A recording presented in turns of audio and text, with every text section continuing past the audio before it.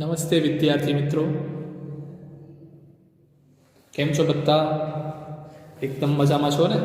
પરીક્ષા હવે ખૂબ નજીક આવી રહી છે. સારી રીતે તૈયારીઓ કરતા રહેજો. 22 તારીખથી જ પરીક્ષા શરૂ થવા જઈ રહી છે. મેથેમેટિક્સનું સિલેબસ મેં તમને મોકલ્યું છે ગ્રુપમાં. પહેલાં ઘણા બધા ચેપ્ટરના નંબર લખ્યા હતા, બટ એના પછી સુધારો કરીને બીજી વાર પણ મોકલ્યો છે. એટલે લગભગ 6 જેવા ચેપ્ટર છે. હવે તો સિલેબસ બરાબર જોઈ લેજો કયા ચેપ્ટર છે, ભૂલ ના કરતા એમાં. અને એમાં ચેપ્ટર નંબર 8 અને 9 વિશે પણ વાત છે. તો તમે ચિંતા કરતા હશો કદાચ કે હવે કેમ થશે, 2-3 દિવસ જ બાકી છે. તો એ 2-3 દિવસ તો એ જે ચેપ્ટર નંબર 8 અને 9 છે એ બંને એક વિડીયો લેક્ચર્સના ચેપ્ટર છે, કારણ કે એમાંથી 90% સિલેબસ કટ થઈ ચૂક્યો છે. માત્ર અમુક જ પ્રમેય, વિધાનો, વ્યાખ્યાઓ એવું બધું રાખવામાં આવ્યું છે. એટલે અમુક જ વસ્તુઓ છે એમાં. એટલે ચિંતા ન કરતા કે કેમ થશે અને ક્યારે થશે. એ આરામથી એક વિડીયો લેક્ચરમાં થઈ જશે. બરાબર. હવે વાત કરીએ આપણે આ વિડીયો લેક્ચરની. તો તમને યાદ હશે ગયા વિડીયો લેક્ચરમાં આપણે સ્વાધ્યાય 6.2ની વાત કરી રહ્યા હતા. સ્વાધ્યાય 6.2માં ટોટલ 4 દાખલાઓ છે, 6 દાખલાઓ છે. એમાંથી 5મું અને 6થું તો સિલેબસમાંથી કેન્સલ થઈ ચૂક્યા છે. માત્ર 1 થી 4 કરવાના હતા. એ 1 થી 4માંથી પહેલો અને બીજો દાખલો આ આપણે લાસ્ટ ટાઈમ ગયા વિડીયો લેક્ચરમાં કર્યો હતો. આજે આપણે દાખલા નંબર 3 અને 4 કરશું. અને ત્યારબાદ છેલ્લો સ્વાધ્યાય છે એમાંથી શું કરવાનું છે એ પણ આપણે જોઈશું. એના પહેલાં કે આપણે શરૂઆત કરીએ, તમને યાદ હશે આ જે ટોપિક છે એ ટોપિકનું નામ હતું સમાંતર રેખાઓ અને છેદિકા. એક જ મિનિટની અંદર ખાલી યાદ કરાવી દઉં તો જ્યારે બે રેખાઓ સમાંતર હોય અને ત્રીજી કોઈ રેખા એ બંને રેખાઓને છેદતી હોય તો એને છેદિકા કહેવાય. જ્યારે એક છેદિકા આપેલી બે સમાંતર રેખાઓને છેદે તો ટોટલ 8 ખૂણાઓ બને. 1 2 3 4 5 6 7 8. આ 8 ખૂણાઓમાં અલગ અલગ પ્રકારની વસ્તુઓ આપેલી છે. 4 પ્રકારના નામ આવ્યા. સૌથી પહેલું અનુકોણ, જે 4 જોડી હોય, જે સમાન હોય. કઈ જોડી અહીંયા લખી છે. પછી અંતઃયુગ્મ કોણ, 2 જોડી હોય, સમાન હોય. કઈ હોય તે અહીંયા લખી છે. પછી બાહ્ય યુગ્મ કોણ, 2 જોડી હોય, સમાન હોય. કઈ 2 જોડી અહીંયા લખી છે, સમજાવ્યું પણ હતું. અને ચોથું નામ છે છેદિકાની એક જ તરફના અંતઃકોણો. 2 જોડી હોય પણ સમાન ન હોય. એ ખૂણાઓનો સરવાળો 180 ડિગ્રી થાય, એટલે કે એમને પૂરક કોણ કહેવાય. તો આ ફરક હતો. આ તમે બરાબર સમજ્યું હશે કયા વિડિયો લેક્ચરમાં. તો આટલું જ્યારે તમને આવડી ગયું હતું ત્યારે આપણે પ્રશ્ન નંબર 1 અને પ્રશ્ન નંબર 2 કર્યું હતું. હવે આપણે આજે પ્રશ્ન નંબર 3 અને 4 તરફ આગળ વધીશું. તો સૌથી પહેલા પ્રશ્ન નંબર 3 ની વાત. તો ફરી પાછું હંમેશાની જેમ પાઠ્યપુસ્તક હાથમાં રાખજો. જ્યારે આ વિડિયો જોતા હો ત્યારે તો પાઠ્યપુસ્તક હાથમાં રાખશો તો પ્રશ્ન નંબર 3 આપ્યું છે. એમાં એક આકૃતિ આપી છે. એ આકૃતિ મેં અહીંયા દોરી છે. આ પ્રકારની આકૃતિ છે. પ્રશ્ન શું છે હું વાંચું છું. આકૃતિમાં AB સમાંતર CD છે. AB સમાંતર CD છે. આ ખ્યાલ છે. EF CD ને લંબ છે. EF CD ને લંબ છે. એટલા માટે અહીંયા 90 ડિગ્રી કાટખૂણો બનાવતો હોય એવું આપેલું છે. અને ખૂણો GED બરાબર 126 છે. ખૂણો GED શોધી. GED એટલે કે આ આખો ખૂણો જે આ મોટો ખૂણો છે એ 126 ડિગ્રી છે. તો 3 વસ્તુ શોધવાની પૂછી છે. ખૂણો AGE, ખૂણો GEF અને ખૂણો FGE. AGE મતલબ અહીંયા AGE આ બારે વાળો ખૂણો મેં પ્રશ્નાર્થ ચિહ્ન કર્યું છે. GEF આ અંદર વાળો ખૂણો એમાં મેં પ્રશ્નાર્થ ચિહ્ન કર્યું છે. FGE એટલે આ અંદર વાળો ખૂણો એમાં પણ મેં પ્રશ્નાર્થ ચિહ્ન કર્યું છે. તો જે 3 પ્રશ્નાર્થ ચિહ્ન મેં કર્યા છે એ આપણે શોધવાના છે. અને 2 આપણે આપ્યા છે કે આ ખૂણો 126 છે અને અહીંયા લંબ બને છે એટલે કે 90 ડિગ્રી છે.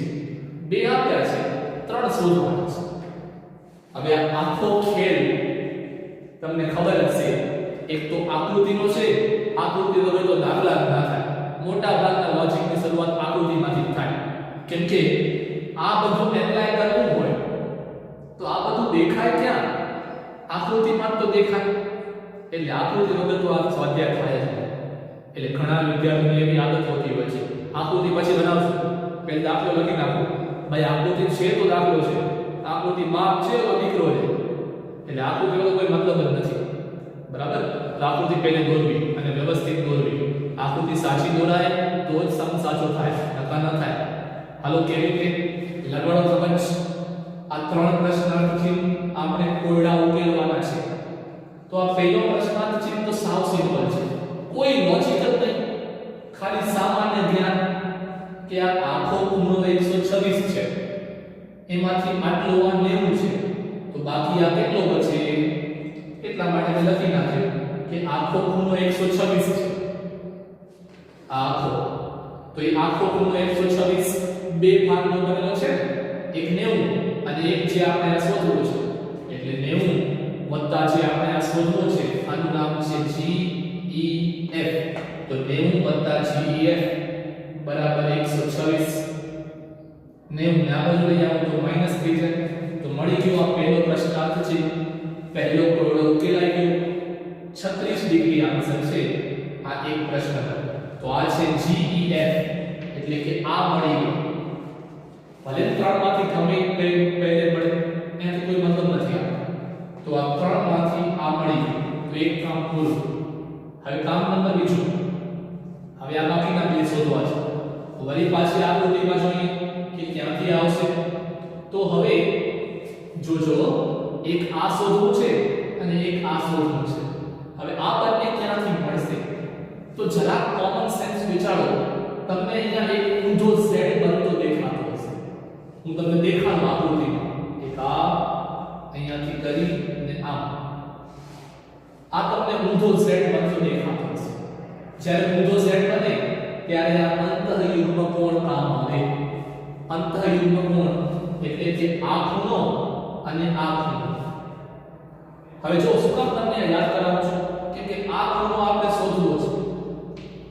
તો અંતઃયુગ્મ કોણનો લોજિક ક્યારે વાપરી શકાય? અગર આ ખૂણો ખબર હોય તો. તો આ ખૂણો ખબર તો નથી, પણ હમણાં મળી જશે. કેવી રીતે? કે તમે અહીંયા જુઓ, આ આખો તમે આમ કરો તો આ અડધો ચક્કર થાય છે. આ અડધા ચક્કરમાં 90 છે, આ 36 હમણાં શોધ્યો તો આ ત્રીજો મળી જાય ને. આ 1, આ 2 અને આ 3, આ 3 ટુકડા ભેગા થઈને અડધો ચક્કર બને છે, એટલે કે 180. તો બાકીના બે પણ ખબર છે, 90 છે, 36 છે. એને હું માઈનસ કરી નાખું, બાદ કરી નાખું તો આ ત્રીજો મળી જાય ને. એટલે મેં પહેલે આ શોધ્યો કે ખૂણો GEC, GEC આ ખૂણો પ્રશ્નમાં પૂછ્યો નથી. પ્રશ્નમાં આ બંને પૂછ્યા છે, પણ આ બંને ત્યારે મળશે જ્યારે પહેલે આ મળશે. એટલે આને શોધ્યું. તો 180 અડધો ચક્કર થાય એટલે એમાંથી આ 90 કાઢી નાખો, એમાંથી આ હમણાં મળ્યો છે 36 કાઢી નાખો. કરશો બાદ તો ખાલી 54 બચશે. તો આ ખૂણાનો માપ આવ્યો 54 ડિગ્રી. આપણે શોધવો નતો, પણ આપણે જે શોધવો છે એની મદદ માટે આપણે આ જોયું. હવે લખી નાખી બસ કે આ 54 તો આ 54. આ બંને સેમ થાય, ઇક્વલ થાય, સરખા થાય. કારણ શું છે? અંતઃયુગ્મ કોણ. આ ખૂણો અને આ ખૂણો બંને સરખા છે, બરાબરની નિશાની કરી છે. એટલે આ જો હતો 54 તો આ થશે 54. તો આ મળી ગયું FGE. FGE મળી ગયું. બે કોયડા ઉકેલાઈ ગયા. એટલે આ મળી ગયું, આ મળી ગયું. તો આમાં ક્યાં વાર લાગી? તમે જો વળી પાછું આ બંને ભેગા થઈને અડધો ચક્કર થાય છે.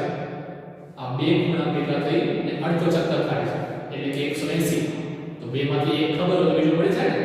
એ એક ખબર હોય તો એ કયો છે? આ 54. તો બીજો કેમ મળે?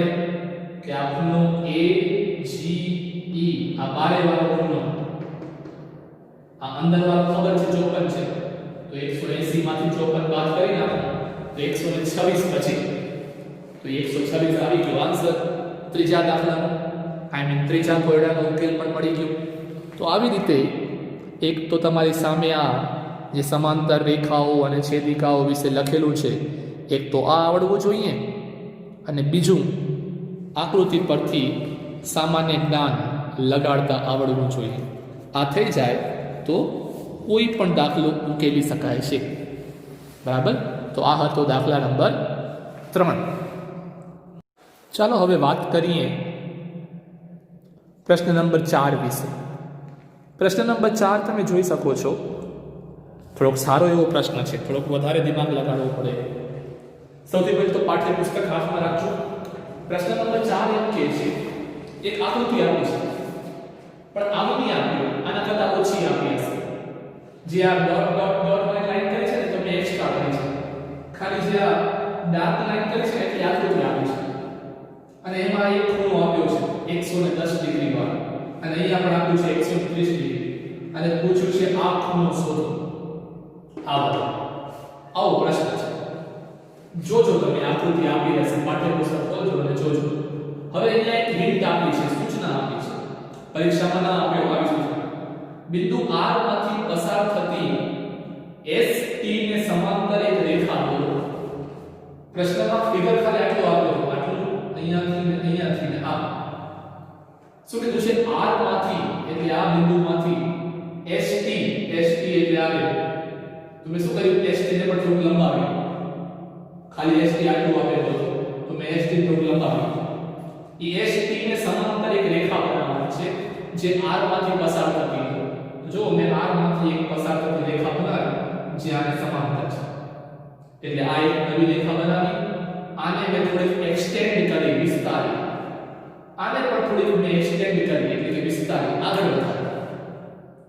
એટલા માટે કે આ બધી સમાંતર રેખાઓ બરાબર દેખાય, આ એની છેદિકા દેખાય, આ બધું દેખાય અને આ લોજિક એપ્લાય કરી શકાય. એટલા માટે આ ફિગરને આગળ વધારવું પડ્યું. પ્રશ્નમાં આપ્યું હતું એના કરતા. તો આ છૂટ છે, તમે કરી શકો છો. સાચું હોય તો અને પ્રશ્નમાં પણ સૂચના આપી કે આવું કરી શકો છો. હવે મેઇન સમજવાનું છે કે આ એક જ ખૂણો શોધવાનો છે. આ મળશે કેવી રીતે? મેં એ જવાબ તો લખ્યો છે. જવાબ મેઇન વસ્તુ નથી. મેઇન જવાબમાં કયા કયા સ્ટેપ કર્યા છે એનું લોજિક શું છે આ મેઇન છે.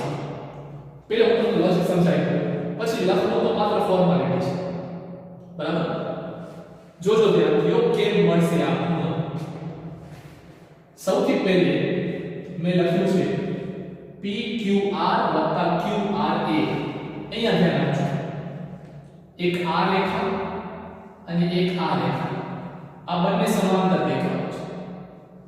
આ પણ એક છેદિકા છે, અને તમે આને આગળ વધારવું હોય, વિસ્તારવું હોય તો આ પણ એક છેદિકા છે. બે છેદિકાઓ છે, ત્રણ સમાંતર રેખાઓ છે અને બે છેદિકાઓ છે.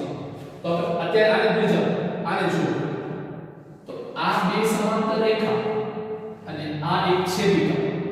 તો આ 110 વાળો ખૂણો અને આ વાળો ખૂણો, આ બંને જે છે એ તમને ખબર હોય તો છેદિકાની એક તરફના અંતઃકોણ છે.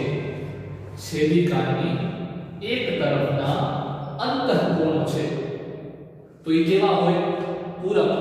એટલે એનો સરવાળો 180 થાય. એટલે મેં લખ્યું કે આ બંનેનો સરવાળો 180, પણ એમાંથી એક તો ખબર છે 110, તે મૂકી દીધો. તો આ જે બીજો જે મેં અહીંયા ટપકું રાખ્યો છે આનું માપ કેટલું આવશે? 70 ડિગ્રી. નામ જોઈ લો, QRA. એટલે કે આ ટપકો મેં કર્યો છે, આ ખૂણો QRA આ થઈ ગયું 70 ડિગ્રી. પણ પ્રશ્ન છે કે આપણે આ તો શોધવો જ નતો, આપણે તો એની બાજુમાં પ્રશ્નાર્થ ચિહ્ન કર્યું છે એ શોધવું છે. તો એ શોધવા માટે જ, મદદ માટે જ આપણે આને શોધ્યું છે. બીજો સ્ટેપ, 3 સ્ટેપમાં દાખલો પૂરો થઈ જાય છે. પહેલો સ્ટેપ પૂરો થઈ ગયો. આટલો હતો પહેલો સ્ટેપ. આ પહેલો સ્ટેપ પૂરો થઈ ગયો. આ ઉપર તો પ્રશ્ન હતો.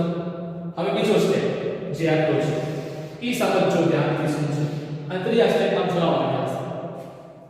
ખૂણો TSR એટલે કે આ વાળો ખૂણો 130 આ 130 આપ્યું છે તો કાંઈક તો ઉપયોગ હશે ને, જેમાં 110 આપ્યો હતો તેનો આપણે ઉપયોગ કર્યો ને. હવે આ 130 આપ્યું છે તો કાંઈક કામ હશે તો જ આપ્યું, ન તો તમે એક્સ્ટ્રા આપ્યું તો એનો ઉપયોગ કરીએ. તો વિચારે કે આ 130 જે છે એના જેવું બીજું કોણ થશે? તો જો ઊંધો z બને છે. જોજો અહીંયાથી કરી ને આ ઊંધો z બને છે. એટલે આ જો 130 હોય તો આ વાળો ખૂણો જે અત્યારે મારી આગળ ચાલે છે, આ વાળો ખૂણો આટલો, આ પણ 130 થાય. લોજિક શું? અંતઃયુગ્મ ખૂણો. એટલે આ ખૂણો અને આ ખૂણો બંને સરખા હોય કેમ કે ઊંધો z દેખાય છે. એટલે આ ખૂણો અને આ ખૂણો સરખા હોય તો આ 130 હોય તો આ 130 હોય ને આ વાળો લખી નાખ્યો 130. બીજો સ્ટેપ પૂરો. હવે છેલ્લો સ્ટેપ અને સમ પણ પૂરો કે આપણે આ પ્રશ્નાર્થ ચિહ્ન શોધવું હતું. આપણે આ આખું મળી ગયું 130 અને આ પ્રશ્નાર્થ ચિહ્નનો પડોશી મળી ગયો 70. પ્રશ્નાર્થ ચિહ્ન અને એનો આ પડોશી બંને ભેગા થઈને 130 થાય છે. તો આ તો આપણે ઓલરેડી મળી ચૂક્યો છે 70. તો આ 70 ટોટલ 130. તો પ્રશ્નાર્થ ચિહ્ન જે છે આપણો મેઈન પ્રશ્ન એ કેટલો બચ્યો? 130 ઓછા 70 બરાબર 60. તો આવી ગયો જવાબ. એટલે આવી રીતે બે વસ્તુઓ આપી હતી, એ બંને વસ્તુઓનો આપણે ઉપયોગ કર્યો વન બાય વન, અને જે આપણે શોધવાનું હતું એ આપણે શોધી કાઢ્યું. બરાબર. એટલે આવી રીતે આકૃતિ અને આ જે આ લખ્યા છે અનુકોણ ને અંતઃયુગ્મ કોણ ને એ બધું તમને ખબર હોવી જોઈએ તો આ દાખલાઓ થઈ શકે. બરાબર. તો આ ચોથો દાખલો પૂરો થયો અને સાથે સાથે અચ્છા ઉદાહરણ બધા કેન્સલ છે. 3 થી કરીને 8 નંબર સુધી બધા ઉદાહરણ કેન્સલ છે. એટલે હવે આ ચોથો દાખલો પૂરો થયો અને સાથે સાથે આપણે આ સ્વાધ્યાય પણ અહીંયા પૂરો થયો. હવે એક ટોપિક બાકી બચ્યો છે, એ છે 6.3 સ્વાધ્યાય જેના ઉપર આવશે એની વાત કરવાની છે. ઓકે. તો એ સ્વાધ્યાય કરીએ એના પહેલાં જે થોડાક પ્રમેયના વિધાનો આવે છે એ કરવા પડશે ને. જેમ આમાં કેમ આપણે આ શીખ્યું હતું આ બધું યુગ્મ કોણ ને અનુકોણ ને અંતઃકોણ ને એ બધા આવડ્યા ત્યારે જ તો સ્વાધ્યાય આવડ્યો ને. તો એવી રીતે સ્વાધ્યાય 6.3માં પણ જે દાખલાઓ કરવાના છે એ તો આવડે જો એના પહેલાંની વસ્તુઓ સમજીએ તો ચાલો હવે 6.3 પહેલાંની વસ્તુઓ શું શું છે, જે પણ 2-3 વિધાન છે એ સમજી લઈએ જેથી આપણે સ્વાધ્યાય શરૂ કરી શકીએ. તો આ સ્વાધ્યાય 6.3 પહેલાં બે પ્રમેયના વિધાનો આવે છે જેના વિશે વાત કરવાની છે. તો તમે અત્યારે તમારા બોર્ડ સમક્ષ જોઈ રહ્યા છો આ જે લખ્યા છે બે વિધાન, એક પ્રમેય 6.7 અને એક પ્રમેય 6.8. સાબિતી નથી, માત્ર એના વિધાનો સમજવાના છે. એ વિધાનો સમજશો ત્યારે 6.3 ના દાખલા આવશે. તો હવે સૌથી પહેલું વિધાન કાંઈ કહેવાની પણ જરૂર નથી, તો તમે પાઠ્યપુસ્તક ખોલીને વાંચી શકો છો. પ્રમેય 6.7 પ્રમેય 6.7 એમ કહે છે કે ત્રિકોણના ત્રણેય ખૂણાઓનો સરવાળો 180 ડિગ્રી થાય છે. તમે ત્રીજા ચોથા ધોરણમાં હતા ત્યારે તમને આ વસ્તુની ખબર છે, એટલે આમાં મને બહુ ખાસ કાંઈ કહેવાનું નથી. પણ પ્રમેય 6.8 જે છે એ એક નવું પ્રમેય છે, નવું વિધાન છે. એ સમજવું પડશે કેમ કે એનો ઉપયોગ દાખલામાં આવી શકે સ્વાધ્યાયમાં. એ શું કહે છે વાંચું છું, તમે પણ તમારી પાઠ્યપુસ્તકમાંથી વાંચો. જો ત્રિકોણની કોઈ એક બાજુને લંબાવવામાં આવે, જો અહીંયા એક ત્રિકોણ દોર્યો છે PQR, એના અંદરના ત્રણ ખૂણાને ખૂણો 1 2 3 નામ આપ્યું. કોઈ એક બાજુને લંબાવવામાં આવે તો જો મેં QR આ બાજુને લંબાવ્યું છે. માની લો કે આ બિંદુ S છે તો અહીંયા એક બારે ખૂણો બનશે, આને માની લો કે નંબર 4 આપ્યો. તો જો ત્રિકોણની કોઈ એક બાજુને લંબાવવામાં આવે તો આ પ્રકારે બનેલા બહિષ્કોણ, અને બહિષ્કોણ કહેવાય બારેનો ખૂણો, આ પ્રકારે બનેલા બહિષ્કોણ બંને અંતઃસમ્મુખ કોણના સરવાળાને સમાન હોય છે. ફરી કહું છું, જો લંબાવવામાં આવે તો બનેલ બહિષ્કોણ એ બંને અંતઃસમ્મુખ કોણના સરવાળાને બરાબર હોય છે.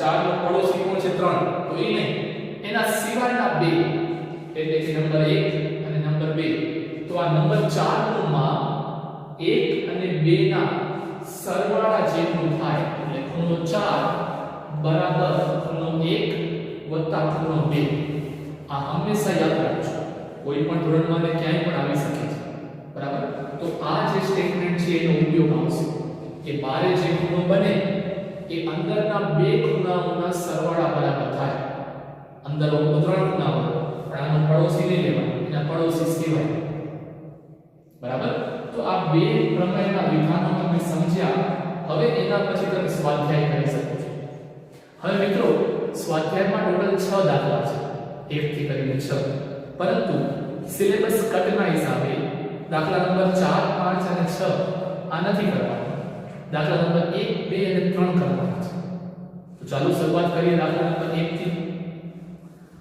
વાંચો પાઠ્યપુસ્તકમાં ફરી પાછો પ્રશ્ન સાવ સિમ્પલ છે દાખલા નંબર 1 કે આકૃતિ આપી છે આ જે મેં બનાવીને આકૃતિ આપી છે દાખલા આ આકૃતિમાં ખૂણો SPR 135 ડિગ્રી છે ખબર છે આકૃતિમાં લખેલું છે ખૂણો PQT 110 છે PQT એટલે કે આ બારેનો ખૂણો 110 છે એ આપ્યું છે તો ખૂણો PRQ શોધો PRQ અંદરનો આ ખૂણો શોધવાનો છે જે બે આપ્યા છે એ બંને બારેના છે અને જે પૂછ્યું છે એ અંદરનો પૂછ્યું છે હવે વિચારો અંદરનો આ ત્રીજો અંદર 3 ખૂણા છે એમાંથી બે ખૂણો તો ખબર નથી આ ત્રીજો પૂછ્યો છે તો અંદરનો ત્રીજો ખૂણો ત્યારે મળે જ્યારે અંદરના બાકી બે મળી જાય તો મળી જાય કેમ કે ત્રણેયનો સરવાળો તો 180 થાય અંદરવાળા ત્રણેયનો સરવાળો 180 થાય તો બે ખબર હોય